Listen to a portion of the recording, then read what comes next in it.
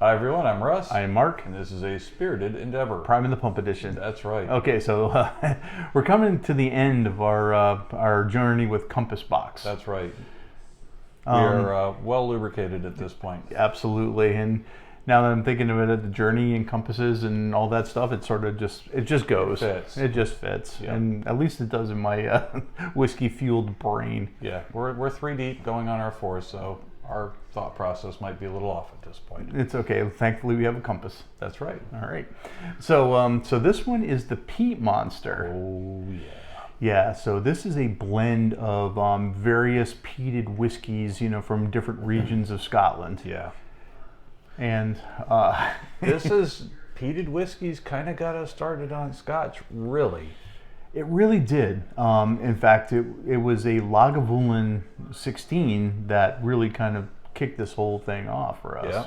Followed rapidly by Highland Park, which has also got some peated whiskeys. For sure. And every time we drink a peated whiskey a little bit, it's like coming home. It really is. And it's funny you say that. You're absolutely right.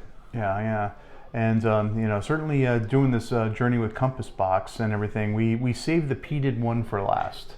Yeah, we did. Yeah, and we that did. was probably a smart move on our part. Yeah, for sure. We certainly wanted to not taint the palate Yeah. with smoke and earthiness. Yes. And maybe even seaside brininess. Right, exactly. God, I hope so. Yeah, for sure. So again, from different regions of Scotland. So I imagine there's some Islay in there. There's probably some Highland. There's plenty of peated whiskeys to choose from in Scotland. Oh, yeah, definitely. Yeah, and each one of them kind of has its own character, too. So when you blend them, you can take it any direction you want based on the percentages. Absolutely. So certainly the islands, present something different, and then like the Highlands, you can get some peated whiskeys in there too, and of course Islay, yeah, some lowlands also. Yep. And they all use kind of like peat local to their areas and everything, and we've found sort of as we've gone through there that each area sort of brings a unique flavor with their peat. Absolutely. Yep. Well, I mean, peat is basically composed of decomposing, flowers, grasses, so on and so forth. So whatever, occurs naturally in that area ends up in the peat. So it is a very unique thing based on the region. And Scotland's not a big country, but man, we've noticed huge differences, based on the peat that they use, even between islands. Yeah. There does seem to be a lot of variability when it comes to the peat. Yeah, for sure. So let's get into this one. Awesome. All right, so this one is a 46% ABV. Mm-hmm. Yeah. There you go. We recycled the Glencairn here, so. Yep. This will overwhelm pretty much anything else.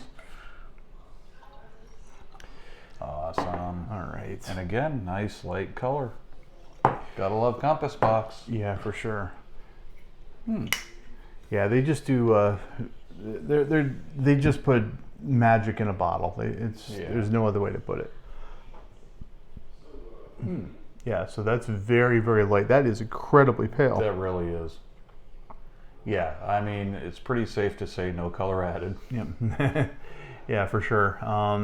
Now there's no age statements on any of their whiskeys, or at least any of the ones that we've tried. I don't know if I've seen an age statement on there, and please prove me wrong. Yeah, I don't think I've seen an age statement on any of the stuff of theirs that we've tried so far. Yeah, or that I've seen, in stores.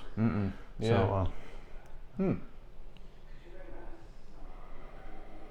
Oh yeah. All right, so earthy, smoky, peaty, but it's got a nice fruitiness to it too. So if you kind of go underneath the peat and underneath the smoke, there's like apricots and pears and like stewed fruit. Yep, I was just about to say. Yep, stewed apricots and pears. Pears is a really good. Yeah, stewed pears. Yeah, stewed folks. pears. Yep, you heard it here. But yeah, that's wow. Yeah, now that is like just making my brain and my little pleasure centers in my brain are just going ding ding ding ding ding ding ding ding right now. Oh, and it's such a unique thing too, because each distillery, it's a little bit different. Like Lagavulin, you can tell Lagavulin just by smelling it. Same thing with Ardbeg and Lefroy. They all have their own unique character. this is kind of its own thing. Absolutely. So the blending that they've done really has created their own monster. Absolutely. So I mean, you even like a Highland Park or Talisker, their peatiness and everything are very interesting and bring like a sea foam to it. Yeah.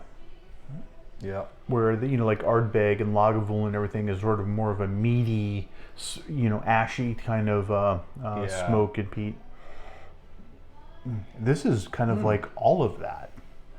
Yeah, it's interesting. If I go right into nosing it and just take a inhale deeply, I get the typical peaty nature that you would expect. But if I'm kind of gentle and let the vapors gradually waft up into my sinuses, that's when I start getting even more of that fruity nature. It's like I'm not overwhelmed by the peat.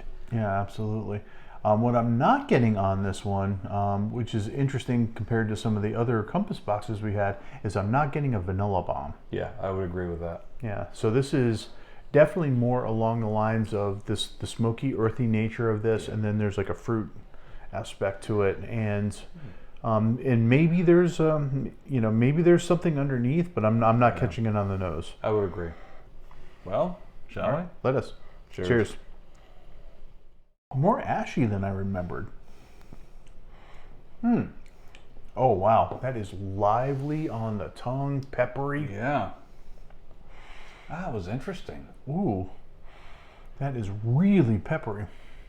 And then I'm getting a combination of peat on that because I'm getting a little bit of that char barbecue, and then there's like sea foam, and I'm getting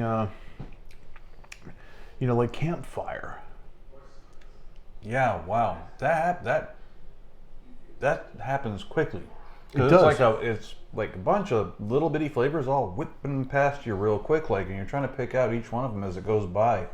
I mean, there's definitely an overall peatiness, but there's layers to it. It's not like that just kind of vague peat. It's like I get a little bit of like a campfire at a beach. Then I get a little bit of that more ocean just spray sort of thing, and then I get almost like a floral nature. It's really interesting. This is really interesting. This it's like it lit my tongue on fire, and then I smell the smoke from my tongue. But I am definitely getting the, I don't know, is it ashy? If it's ashy, it's like campfire ash. It's not like ashtray ash. Yeah, it's campfire ash. Yeah. But it is an ashy nature to it. But I'm not getting the meaty nature to this one. Not like licking a pork butt or something like that, as I've gotten with some of the other ones. But wow, the blending on this. You shouldn't be really licking pork butts. You shouldn't be licking pork butts. Well, there is that too. Well, I mean, first off, get consent.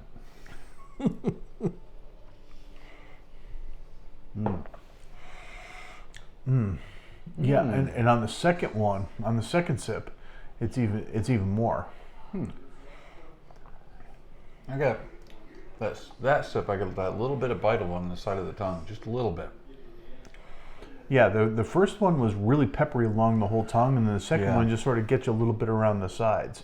But I'm getting more of that. I think the peat or the smoke is more defined in the second sip. Yeah, I would agree. You getting like a little bit of a lemon back end? I'm getting something at the tail end of this smoke. I am too. It's something that's just maybe a hair bitter. No, exactly. Yeah, it could be like a lemon zest. Maybe it's the oak. Maybe that's what I'm getting. Oh yeah, for sure it's the oak. Yeah. But it does present like kind of a fruity ness. But it's like you cut a little too far into the pith on the fruit. Yes, no, I would agree with that. Yeah. So it gets just a little bit of that bitterness. Yeah, this is definitely for somebody that enjoys peat, enjoys smoke, because if you're not into that, you're not going to enjoy this one. But if you've enjoyed Isla's or anything of that nature that's kind of peated and smoky, you're going to dig this one, because it really is just kind of an exploration of peat from, like I said, it's not any one distillery that I can nail this down to, which that's interesting by itself. because they all are so very unique in the way the peat presents. Yeah, I really dig this one. Yeah, no, as far as peated whiskeys go, this is probably one of the more interesting ones. What's also interesting is this one's really affordable too. Yeah, which that's kind of shocking given how good it is. Yeah, I know, right? You know, instead of reaching for the $100 Lagavulin, you could reach for this for $40. Yeah, that's a bargain. You know, on 30, that, to be honest. 35, $40. And that's not bad on ABV either. Mm-mm. I mean, not for Scotch. 46%, that's not a bad number. No, it really isn't. This will definitely scratch that peat itch. Oh, yeah, definitely. And give you a little bit of everything. Because peat is itchy. Wow. Well, what do you think on our scale? I'm going to go 3.5. I'm going to go 4 on this one. All right.